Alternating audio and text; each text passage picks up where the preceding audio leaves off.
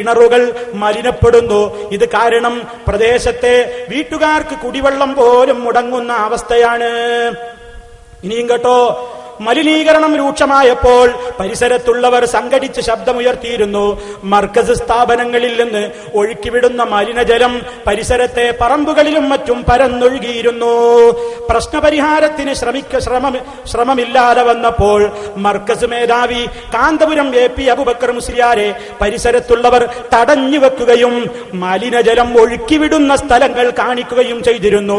ഗത്യന്തരമില്ലാതെ അന്ന് തന്നെ ശാശ്വതമായി പ്രശ്നം പരിഹരിക്കാമെന്ന് രേഖാമൂലം കാന്തപുരത്തിന്റെ കൈപ്പടയിൽ എഴുതി ഒപ്പിട്ട് നൽകിയിരുന്നു. പക്ഷേ ഈ കരാറിൽ 15 ദിവസങ്ങൾക്കകം ട്രീറ്റ്മെന്റ് പ്ലാന്റ് ഉൾപ്പെടെ മലിനീകരണ പ്രശ്നം പരിഹരിക്കുന്നതിനാവശ്യമായ പദ്ധതികൾ നടപ്പാക്കുമെന്ന് ഉറപ്പു നൽകിയിരുന്നു. എന്നാൽ 2 മാസം കഴിഞ്ഞിട്ടും പ്രശ്നപരിഹാരമുണ്ടാകാതെ വന്നപ്പോൾ ആക്ഷൻ കമ്മിറ്റി രൂപീകരിച്ച് മുഖ്യമന്ത്രിക്കും പൊല്യൂഷൻ കൺട്രോൾ ബോർഡിനും മനുഷ്യാവകാശ സംഘടനകൾക്കും പരാതി നൽകിയിരുന്നു. കാന്തപുരം വാക്ക് പറഞ്ഞാൽ പാലിക്കാറുണ്ടോ? 15 ദിവസത്തിനകം ചെയ്യാന്ന് പറഞ്ഞിട്ട് 2 മാസമായിട്ടും മലിനജലത്തിനെതിരെ നടപടിയെടുത്തില്ല. എന്തിനാ മർക്കസ്? കാന്തപുരാരാന്ന് മനസ്സിലായി. മർക്കസോടുള്ള നേട്ടം എന്താണ്, എന്തിനാണ് ആ സ്ഥാപനം എന്നും ബോധ്യമായി. ആടുകളെ അഹ്ലുസുന്നയുടെ പാതയിൽ നിന്ന് തിരിച്ചു കൊണ്ടുപോകാൻ പറ്റാവുന്ന സഖാഫിമാരെ വാർത്തവിടുക, അതോടൊപ്പം ഈ രൂപത്തിൽ എങ്ങനെയൊക്കെ പരിസരത്ത് പ്രയാസം ഉണ്ടാക്കാൻ പറ്റുമോ അതൊക്കെ ഉണ്ടാക്കുക. ഇപ്പൊ വല്ല പോലീസ് ചില മൂലയന്മാര് മർക്കസിന് തറക്കല്ലിട്ടപ്പോ വളരെ കുറഞ്ഞ സ്ഥലേ മർക്കസ് ഉണ്ടായിരുന്നുള്ളൂ. അന്ന് ഉള്ളാൾ തങ്ങൾ പറഞ്ഞത്രേ, എടാ ഇക്കാണതൊക്കെ നമ്മളുതായിരിക്കും ഒരു കാലത്ത് എന്ന് പറഞ്ഞത്. അത് യാഥാർത്ഥ്യമായതല്ല, യാഥാർത്ഥ്യമാക്കിയ പുകച്ച് പൊട്ടാടിച്ചതാ. അപ്പൊ ഈ രൂപത്തിൽ ഏരിയ ഒന്നാകെ വെട്ടിപ്പിടിച്ചിട്ട് ഇതൊക്കെ നമ്മളുതാണെന്ന് പറഞ്ഞിട്ട് ചില ട്രെയിനിങ് ക്യാമ്പുകള് ജീരാനിക്കാരൻ പറഞ്ഞപ്പോലെ കേന്ദ്രങ്ങള് സ്ഥാപിച്ചിട്ട് അതിനെ പറ്റുന്ന ചില പടപ്പുകളെ പടച്ചുവിടുന്ന ഒരു സർക്കസ് കൂടാരം എന്നല്ലാതെ വേറെ മെച്ചൊന്നുമില്ല.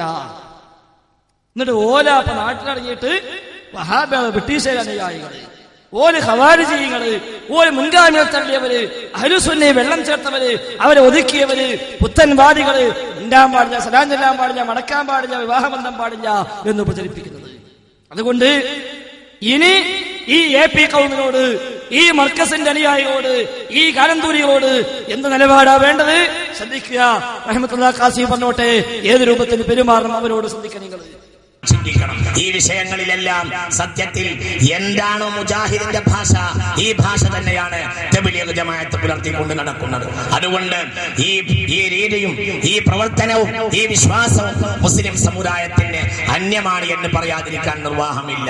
ഞാൻ വളരെ ആത്മാർത്ഥമായി തന്നെ പറയുകയാണ്. നിങ്ങൾ ആരെങ്കിലും 4 ആളെ കാണുമ്പോൾ പറഞ്ഞ സംഗതിയാണ് എന്ന് വിചാരിക്കേണ്ട. എനിക്ക് തബ്ലീഗുമായി ഒരു ബന്ധവുമില്ല. എനിക്ക് ബഹുമാനപ്പെട്ട സുന്നത്ത് ജമാഅത്തുമായി സമസ്തമായുമായിട്ടല്ലാതെ ഒരു ബന്ധവുമില്ല. എങ്കിൽ പിന്നെ ആരൊക്കെയോ നോട്ടിയൊക്കെ മാസിക ഇറക്കി അവൻ പ്രാന്തനാണ്. അത് നിങ്ങൾ മനസ്സിലാക്കണം. അച്ചങ്ങാടിക്ക് പ്രാന്ത, അത് നിങ്ങൾ മനസ്സിലാക്കണം. ഒരു പ്രാന്താലയത്തിന്റെ കൂടാണത്. അല്ലെങ്കിൽ അവർക്ക് പ്രാന്തല്ലെങ്കിൽ AP വിഭാഗം എന്നത് ഒരു തരം ഉളുപ്പില്ലാത്ത കൗമാണ്. നിങ്ങൾ തക്ബീർ ചെല്ലാൻ വേണ്ടി ഞാൻ പറഞ്ഞൊന്നുമല്ല, അങ്ങനെ വിചാരിക്കണ്ട. അങ്ങനെയൊന്നുമല്ല.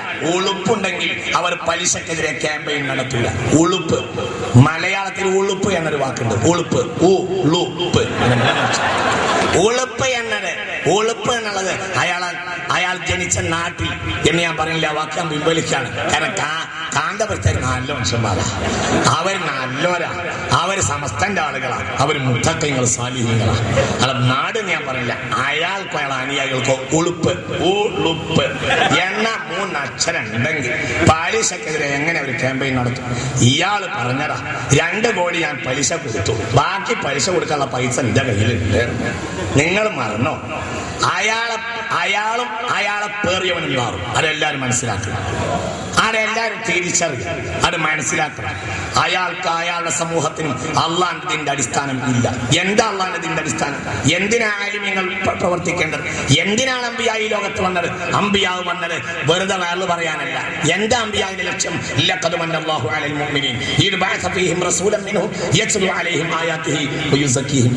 തസ്കിയത്തില്ലാത്ത എന്റെ ആക്ടിവിറ്റീസ്, എന്റെ തസ്കിയത്തില്ലാത്ത സമൂഹം തോന്നിയാസം കാണിക്കുക, എന്നിട്ട് അതിനൊക്കെ അങ്ങോട്ട് ചിന്താപാട് വിളിക്കുക, കുറെ ആളുകൾ അങ്ങോട്ട് തെക്കുപേർ ചെയ്യുക. എനിക്ക് ഓർമ്മയുണ്ട്, മുതലക്കുളത്ത് മുമ്പൊരിക്കൽ ബഹുമാനപ്പെട്ട കോട്ടമൽ ഉസ്താദ് പ്രസംഗിച്ചപ്പോൾ AP ബക്കർ മുസ്ലിയാർ എന്നൊന്ന് പറഞ്ഞുപോയി. അപ്പോൾ നേരെ മതിന്റെ അപ്പുറത്ത് കുറെ ചെറുപ്പക്കാരിരുന്നിരുന്നു. അവര് അല്ലാഹു അക്ബർ എന്ന് പറഞ്ഞു. അപ്പോൾ കോട്ടമൽ ഉസ്താദ് പ്രസംഗം നിർത്തിയിട്ട് പറഞ്ഞു, നിങ്ങൾ അല്ലാഹു അക്ബർ എന്ന് പറയുന്നത് എനിക്ക് വിരോധമല്ല, പറഞ്ഞു അല്ലാഹു അബൂബക്കർ എന്ന് പറയരുത്. അതൊരു വർദ്ധനാണ്, അത് ആൺകുട്ടികളെ വാക്ക എന്നിപ്പോൾ അവനെയുള്ളത്. ഇതാണ് AP കൗമിന് പോയിട്ട് യാതൊരു ബന്ധം വേണ്ട, അല്ലാഹുവിന്റെ അടിസ്ഥാനം അവർക്കില്ല.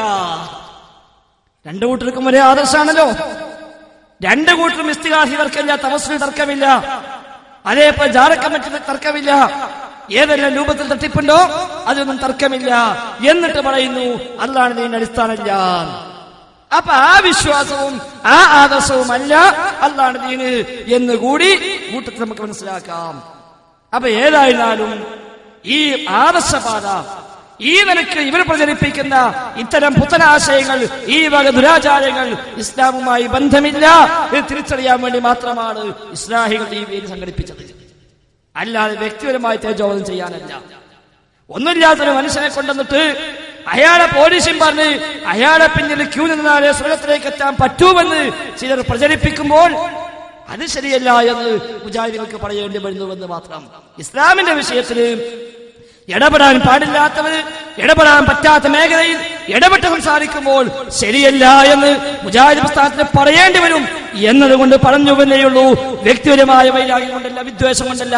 ഒരു പക്ഷെ ഈ മനുഷ്യനും ഇതൊക്കെ നിർത്തി തൗബ ചെയ്ത് ഒരു പക്ഷേ തൗഹീദിന്റെ പാതയിലേക്ക് വന്നുകൂടായികയൊന്നുമില്ല. അത് വ്യക്തിപരമായ വിദ്വേഷമല്ല, പക്ഷേ അവര് പ്രചരിപ്പിക്കുന്ന ആശയത്തോട് ആദർശത്തോട് വിയോജിപ്പ് അല്ലാത്ത പ്രശ്നങ്ങളല്ല അവസാനിപ്പിക്കുന്നു. അല്ലാഹു അനുഗ്രഹിക്കുമാറാവട്ടെ.